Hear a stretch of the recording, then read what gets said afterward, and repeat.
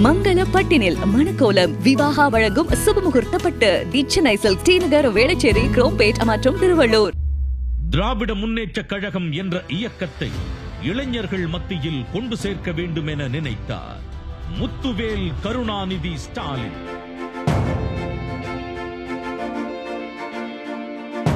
திமுக இளைஞரணியின் 2வது மாநில மாநாட்டில் பங்கேற்க முதலமைச்சர் மு.க. ஸ்டாலின் முதல் நாளே சேலத்திற்கு சென்றார். தனி விமானம் மூலம் குடும்பத்தினருடன் சேலம் சென்ற முதலமைச்சர் மு.க. ஸ்டாலின் மாநாடு நடக்கும் பெத்தநாயக்கன் பாளையம் திடலுக்கு சென்றார்.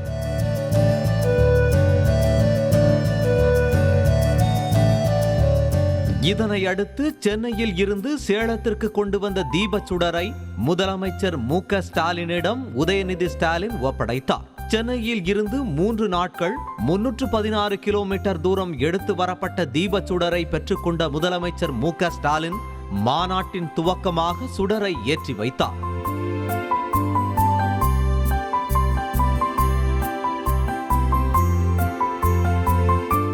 பின்னர் கண்கவர் ட்ரோன் ஷோ தொடங்கியது. 1500 ட்ரோன்கள் வண்ண விளக்குகளுடன் ஒரே நேரத்தில் வானத்தில் வர்ணஜாலம் காட்டின. ட்ரோன்களின் அசைவுகளுக்கு ஏற்ப பின்னணி இசையும் அசத்தலாக இருந்தது.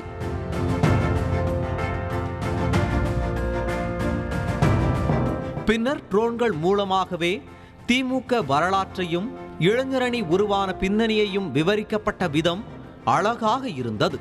தந்தை பெரியார் ஆரம்பித்து அறிஞர் அண்ணா, கலைஞர் கருணாநிதி, முதலமைச்சர் மு.க. ஸ்டாலின், அமைச்சர் உதயநிதி ஸ்டாலின் வரை ஒவ்வொருவரின் உருவங்களும் ட்ரோன்கள் மூலமாகவே காட்சிப்படுத்தப்பட்டது.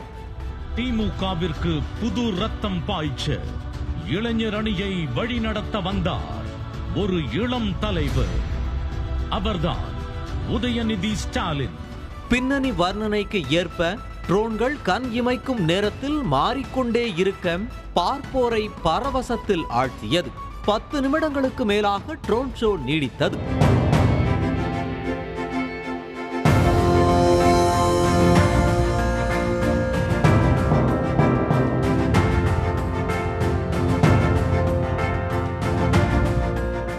அமைச்சர் உதயநிதி ஸ்டாலின் ஒற்றை செங்கலை தூக்கி நிற்பது போன்ற உருவம் தமிழ் வெல்லும் என குறிப்பிட்டு கீழே கலைஞர் கருணாநிதியின் கையெழுத்து மற்றும் பேனா வடிவங்களும் ட்ரோன்கள் மூலம் தத்ரூபமாக காட்சிப்படுத்தப்பட்டன.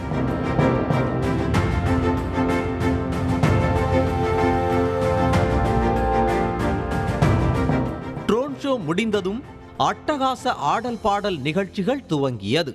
இளைஞரணி மாநாட்டிற்காக முன்கூட்டியே திமுக நிர்வாகிகள், தொண்டர்கள் சேலம் நோக்கி படையெடுக்க தொடங்கிவிட்டனர். மாநாடு நடைபெறும் திடல் தற்போதே தொண்டர்கள் தலையால் நிரம்பி காணப்படுகிறது. இந்த நிலையில் தொண்டர்களின் பொழுதுபோக்கிற்காக சினிமா பாடல்களுடன் கலை நிகழ்ச்சி களை கட்டியது.